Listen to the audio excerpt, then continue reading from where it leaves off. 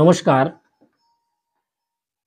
আমি আজ শ্রীমদ্ ভগবত গীতার 12 অধ্যায় ভক্তি যোগের 5 নং শ্লোক সম্পর্কে আমি কিছু কথা বলবো।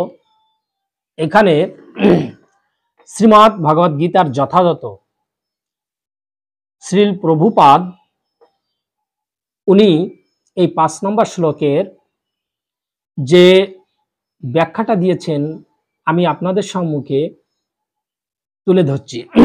উনি বলছেন যে যাদের মন ভগবানের অব্যক্ত নির্বিশেষ রূপের প্রতি আসক্ত তাদের ক্লেশ অধিকতর, কারণ অব্যক্তের উপাসনার ফলে দেহধারী জীবের কেবল দুঃখই লাভ হয়। এখানে 5 নং শ্লোকে বলেছে ক্লেশ অধিকতর তেষাম অব্যক্ত আসক্ত চেতসাম অব্যক্ত হি গতি দুঃখাম দেহোদ্ভাবী অবাপ্পাতে। অর্থাৎ যাদের মন ভগবানের অব্যক্ত নির্বিশেষের রূপের প্রতি আসক্ত তাদের ক্লেশ অধিকতর, কারণ অব্যক্তের উপাসনার ফলে দেহধারী জীবের কেবল দুঃখই লাভ হয়। অর্থাৎ এখানে যে সমস্ত আধ্যাত্মবিদরা ভগবানের অচিন্ত অব্যক্ত নির্বিশেষ তত্ত্ব জানবার প্রয়াসী তাদের বলা হয় জ্ঞান যোগী, এবং যারা সম্পূর্ণরূপে কৃষ্ণ ভাবনায়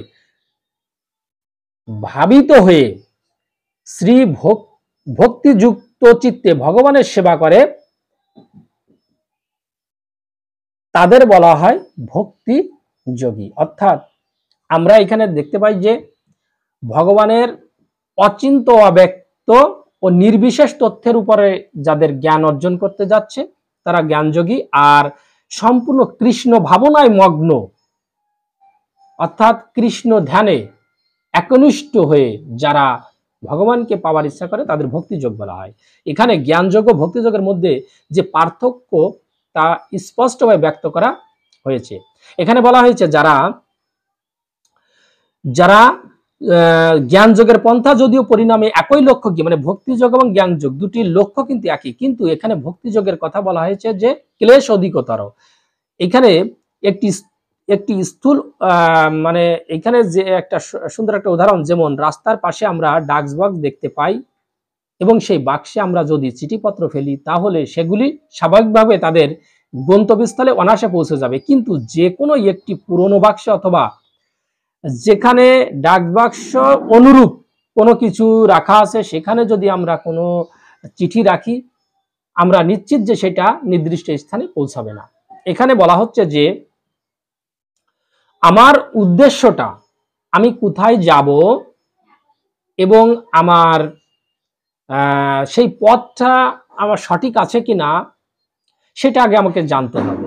অর্থাৎ মনে করেন আমি এখানে উদাহরণটা দেওয়া হচ্ছে যে আমি একটা চিঠি ডাক বক্সে চিঠিটা রাখবো, রাখার পরে যদি সেইটা যদি সঠিক হয় আমার চিঠিটা নির্দিষ্ট সেখান থেকে নিয়ে অন্য জায়গায় নিয়ে যাবে, এটা ঠিক আছে, কিন্তু যদি সেই ডাক বক্সটা যদি সঠিক না হয় আমি ভুল জায়গায় যদি চিঠিটা রাখি তাহলে নির্দিষ্ট স্থানে আমার যাবে না। এখানে আমাদের একটা জিনিস দেখতে হবে যে যারা সাধন পথে আছে, যারা ভক্তি যোগের মাধ্যমে ঈশ্বরকে ভজনা করেন তাকে পাওয়ার জন্য তাদের এখানে বলা হয়েছে যে অধিকতর ক্লেশ অর্থাৎ অনেক দুঃখ যন্ত্রণা ভোগ করতে হচ্ছে।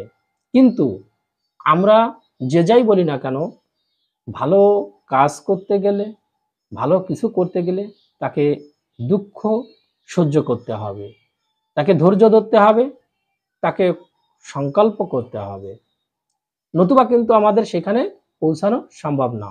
অর্থাৎ আমরা যদি সব সময় বলি যে আমরা ঠিক আছে আমরা এটা করব ওটা করব ওটা করব, এটা করা বলা এবং করার ভিতরে অনেক পার্থক্য আছে। আমরা একনিষ্ঠ মনে আমরা যদি আমাদের এই জড় দেহটাকে আমাদের এই চিন্ময় মানে আমরা বারবার যদি এই জন্ম মৃত্যুর চক্রে যদি আমরা আবর্তিত করতে না চাই তাহলে ভক্তি যোগ অবলম্বন করে আমরা কিন্তু সেই আমাদের গোলক বৃন্দাবনে যেতে পারি বা কৃষ্ণের সান্নিধ্যে আমরা যেতে পারি।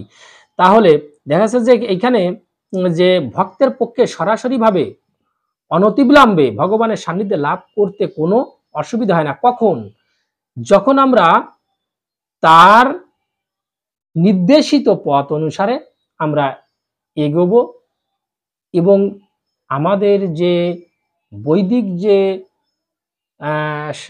যে আমাদের যে শাস্ত্রগুলো আছে, আমাদের যে নিয়ম নীতিগুলো আছে, সেগুলো যদি আমরা নিয়মিতভাবে পালন করি, আমাদের যে কর্মগুলো, সেই কর্মগুলো যদি প্রকৃতপক্ষে আমরা সম্পাদন করি এবং ত্যাগের মাধ্যমে যদি আমাদের জীবনটা অতিবাহিত করতে পারি, অবশ্যই আমরা শ্রীকৃষ্ণের পাদপদ্মে আমরা আশ্রয় পেতে পারি। তাই আসুন আমরা শ্রীমদ্ ভাগবত গীতার আলোকে আমাদের জীবনটাকে গড়ি এবং আমাদের ভবিষ্যৎ জন্মটা যেন আমাদের এই সংসাররূপ দাবানলে আর জ্বলতে না হয়, আমরা যেন সেই গোলক বৃন্দাবনে যেন আশ্রয় পেতে পারি, এই কামনা রেখে আমি আজ এখানে শেষ করছি। নমস্কার সকলকে।